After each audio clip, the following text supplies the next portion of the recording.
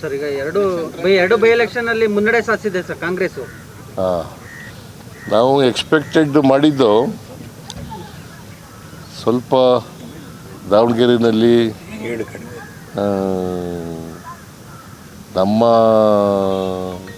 ಕಾರಣದಿಂದಲೇ ಸ್ವಲ್ಪ ಲೀಡು ಕಡಿಮೆ ಆಗ್ಬೋದು. ಆದರೆ ನಾವು ಗೆಲ್ತೀವಿ, ಅಲ್ಲಿ ದಾವಣಗೆರೆಯಲ್ಲೂ ಕೂಡ ಗೆಲ್ತೀವಿ, ಬಾಗಲಕೋಟೆಯಲ್ಲೂ ಕೂಡ ಗೆಲ್ತೀವಿ. ಪಂಚರಾಜ್ಯ ಚುನಾವಣೆಯಲ್ಲಿ ಕಾಂಗ್ರೆಸ್ಗೆ ಓವರಾಲ್ ಹಿನ್ನಡೆ ಆಗ್ತಾ ಇದೆಯಲ್ಲ ಸರ್ ಎಲ್ಲ ಸ್ಟೇಟಲ್ಲೂ. ಈಗ ವೆಸ್ಟ್ ಬೆಂಗಾಲ್ನಲ್ಲಿ ನಮ್ಮದೇನು ಇರಲಿಲ್ಲ, ಅಸ್ಸಾಂನಲ್ಲಿ ನಮಗೆ ಎಕ್ಸ್ಪೆಕ್ಟೆಡ್ ರಿಸಲ್ಟ್ ಬಂದಿದೆ. ಜನರ ಆಶೀರ್ವಾದ ಏನು ಮಾಡಿದ್ದಾರೆ ಅಲ್ಲಿ ಅದನ್ನು ನಾವು ಒಪ್ಕೊಳ್ತೀವಿ. ಕೇರಳದಲ್ಲಿ ನಮ್ಮ ಎಕ್ಸ್ಪೆಕ್ಟೇಷನ್ಗಿಂತ ಹೆಚ್ಚು ಸ್ಥಾನಗಳನ್ನು ಗೆದ್ದಿದ್ದೀವಿ.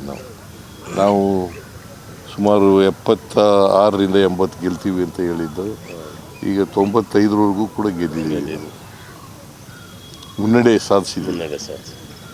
95 ವಿಧಾನಸಭಾ ಕ್ಷೇತ್ರಗಳಲ್ಲಿ 95 ವಿಧಾನಸಭೆ ಇದ್ದೀವಿ. ಬಹುಶಃ ವೆಸ್ಟ್ ಬೆಂಗಾಲ್ನಲ್ಲಿ ಆಡಳಿತದ ವಿರೋಧಿ ಅಲೆ ಇರ್ಬೋದು ಅಂತ ಅಂದ್ಕೊಂಡಿದ್ದೀನಿ ನಾನು. ತಮಿಳುನಾಡಿನಲ್ಲೂ ಕೂಡ ಆಡಳಿತ ವಿರೋಧಿ ಅಲೆ ಇದೆ ಅಂತ ಹೇಳಿ ಅಂದ್ಕೊಂಡಿದ್ದೀನಿ. ತಮಿಳುನಾಡಲ್ಲಿ ಒಬ್ಬ ನಟ ಫಸ್ಟ್ ಟೈಮ್ ಪಾರ್ಟಿ ಕಟ್ಟಿ ಸಕ್ಸಸ್ ಆಗ್ತಾ ಇದ್ದಾರೆ. ಇನ್ನೂ ಅವ್ರಿಗೆ ಅಭಿನಂದನೆಗಳನ್ನು ಸಲ್ಲಿಸ್ತೇನೆ.